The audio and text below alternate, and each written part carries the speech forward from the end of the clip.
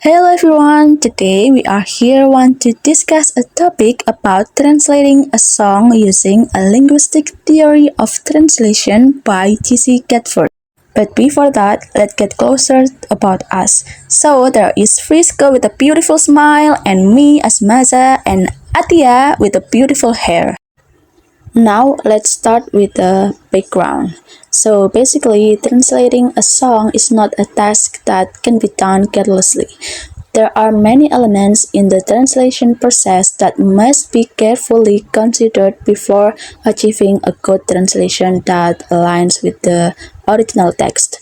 So, consideration of the elements present in a song can be done by applying a translation theory in the process. And the theory that we choose is a linguistic theory of translation by G.C. Catford. This theory applies linguistic concept to the translation process. It is also discussed formal correspondence versus textual equivalence, translation shifts, linguistic untranslatability, and cultural untranslatability. Here, we also got the relevant source for this research by Safira and Zaman. From their article, Catford himself said that the main problem in translation is finding the right equivalent in target language, where the conditions and characteristics must be explained by a theory. Researchers must first understand the elements present in a song before proceeding with the translation process. This aims to ensure that the translation results are appropriate and accurate for the intended target audience. Okay, so for the next one, there are four key ideas of Catford. The first one is Catford defines translation as the process of reproducing the source language as naturally and as close as possible to the target language, including in meaning and style of language. Requires linguistic theory to analyze and describe the process effectively.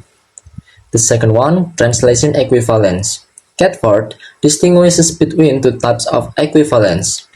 The first one is formal correspondence, and the second one is textual equivalence. The third one, Catford proposed the concept of translation shift, which he defined as departure from formal correspondence in the process of going from the source language to the target language. He refers to grammar and lexis and categorized translation shift into four categories. The first one is structure shift, class shift, unit shift, and intrasystem shift. The fourth one, Catford identified two types of untranslatability. The first one is linguistic untranslatability, and the second one is cultural untranslatability. So there are three contributions of Catford. The first one is translation shift theory. Catford introduced translation shift as an important concept for understanding the deviation to achieve equivalence between source language and target language text. The second one, he is one who developed the linguistic model.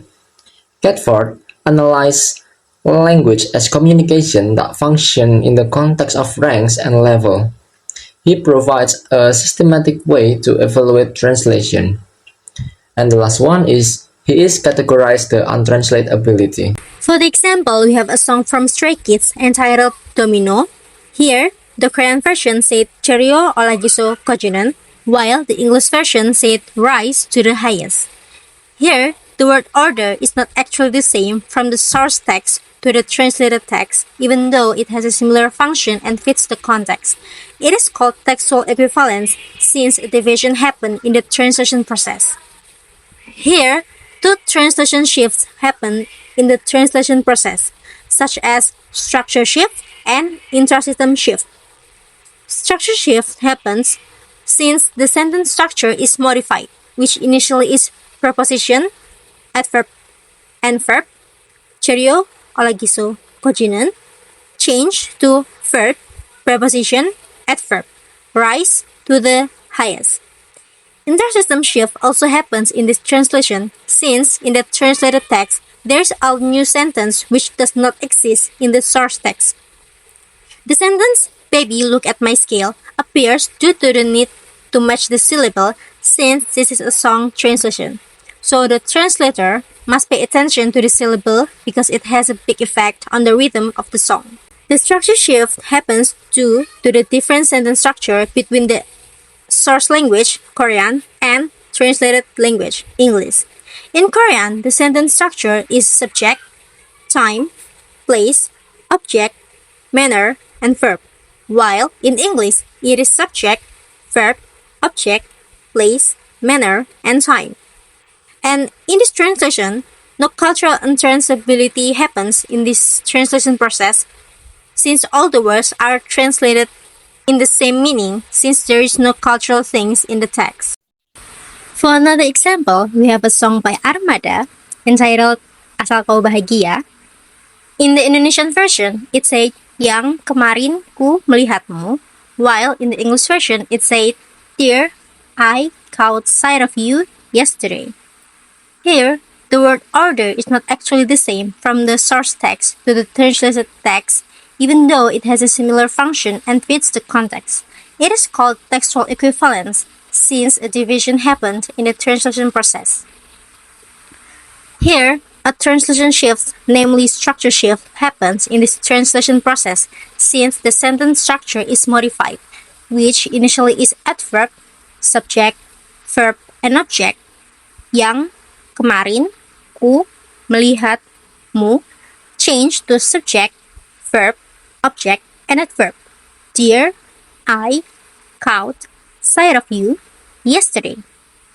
The structure shift happens because in the source text, the line is passive voice, while in the translated text, the line became active voice.